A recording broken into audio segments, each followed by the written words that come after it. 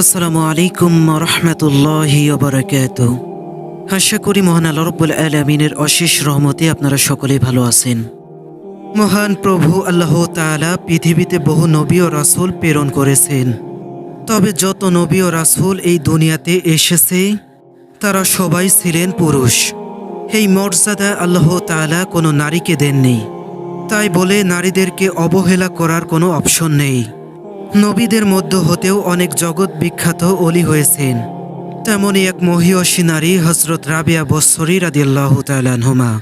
ইরাকের বসরা নগরীতে এক দরিদ্র পল্লীতে জন্ম হয়েছিল এই ধর্মভীরু হযরত রাবিয়া বসরি রাদিয়াল্লাহু আনহু। হযরত রাবিয়া বসরির জন্ম তারিখ নিয়ে বহু মতভেদ রয়েছে। তিনি 95 হিজরি 1719 খ্রিস্টাব্দে কাছাকাছি একটা সময়ে ইরাকের বসরা নগরীতে জন্মগ্রহণ করেন। তার পিতার নাম ইসমাইল এবং মাতার নাম মাইফুল। তারা দরিদ্র ছিলেন বটে, তবে পরম ধার্মিক ও আল্লাহ ভক্ত ছিলেন। রাবিয়া বসরি ছিলেন নম্রভদ্র, সেই সঙ্গে প্রখর বুদ্ধিসম্মত অধিকারী ছিলেন তিনি। সব সময় গভীর চিন্তায় ধ্যানমগ্ন হয়ে যেতেন। রাগ, হিংসা, অহংকার তার চরিত্রে কখনো কলুষিত করতে পারেনি।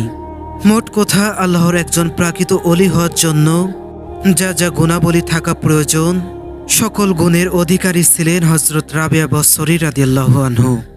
রাবিয়া বসরি রাদিয়াল্লাহু আনহু সকল বিপদ আপদকে পরীক্ষা হিসেবে গ্রহণ করতেন। আর কেনই বা মনে করবেন না, কারণ এ জগতে যারাই আল্লাহর বন্ধু হতে চেয়েছেন তাদের সকলের ঈমানের কঠিন অগ্নি পরীক্ষা দিতে হয়েছে।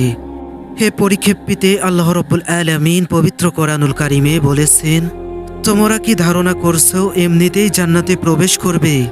অথচ আল্লাহ তাআলা অবগত আছে তোমাদের মাঝে কে জিহাদ করছে আর কে ধৈর্য ধারণ করছে। এক সময় রাবিয়া বসরি দাসত্ব জীবন অতিবাহিত করেছেন। তার মনিব ছিল অত্যন্ত নিষ্ঠুর প্রকৃতির লোক। বিরামহীনভাবে তিনি সকাল থেকে রাত পর্যন্ত কাজ করতেন। মনিবের নির্ধারিত কাজ শেষ করার পর মহান রবের ইবাদতে মশগুল হয়ে যেতেন। মূলত রাবিয়া বসরির জীবনের উদ্দেশ্য ছিল মহান আল্লাহ রাব্বুল আলামিনের সন্তুষ্টি। জানা যায় এক ঘুটঘুটে অন্ধকার রাতে রাবিয়া যখন আঁধারে লিপ্ত ছিলেন তখন তার মাথার উপর কোনো শিকল দিয়ে বাঁধা ছাড়াই একটি ঝাড়বাতি জ্বলছিল, যার আলো বিস্তৃত হয়ে ঘরের আশেপাশে আলোকিত হয়ে গেল। এই আলোকিত ঘটনা দেখে মনিবের পাষাণ হৃদয় গলে গেল। মনিব মনে মনে বলল, হায়, আমি কাকে আমার ঘরে দাসী বানিয়ে রেখেছি? সে তো সামান্য নারী হতে পারে না, সে নিশ্চয় আল্লাহর প্রিয় এক বান্দি। এই ঘটনার পরের দিন সকালে মনিব রাবিয়া বসরিকে দাসত্ব জীবন থেকে মুক্ত করলেন।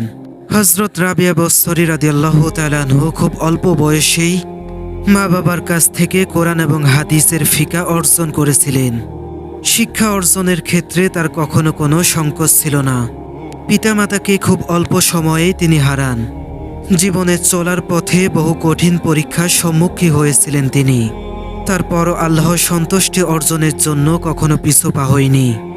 সে সময়ের একজন মহা সাধক ছিলেন ইমাম হাসান বসরি রাদিয়াল্লাহু আনহু। রাবিয়া বসরি তার কাছে গিয়ে ইলমে তাসাউফ অর্জন করছেন।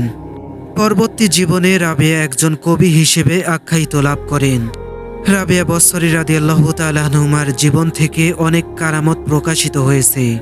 তার মধ্য থেকে একটি কেরামত হচ্ছে, একদিন রাবিয়া ফরাত নদীর তীরে বসে আল্লাহর ধ্যানে মগ্ন ছিলেন।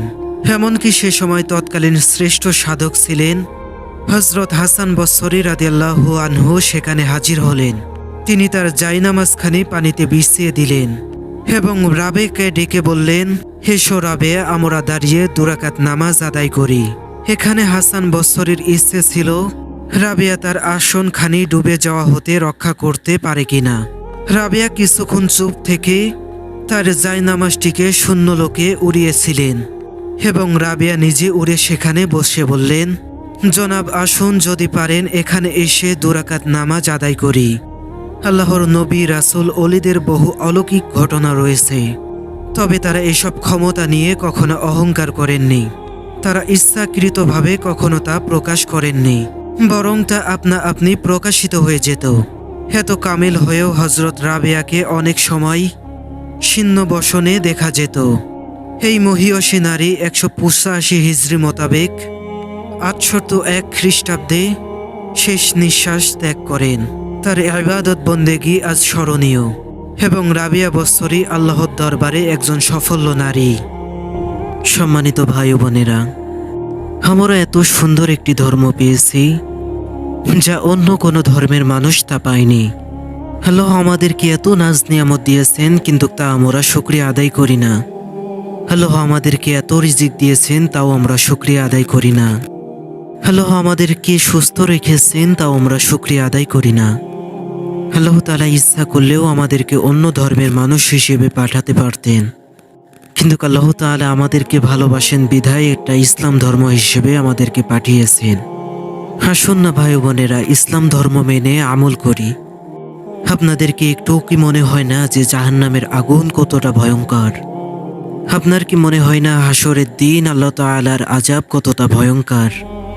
আপনার কি মনে হয় না হিসাবের দিন আল্লাহ তাআলা কতটা ভয়ঙ্কর হবেন? একমাত্র আমলই পারে আমাদেরকে জাহান্নামের আযাব থেকে হেফাজত করতে। আসুন না আমরা ইসলাম বুঝে আমল করি। আল্লাহ তাআলা যেন আমাদের সবাইকে ইসলাম বুঝে আমল করার তৌফিক দান করেন। আমিন।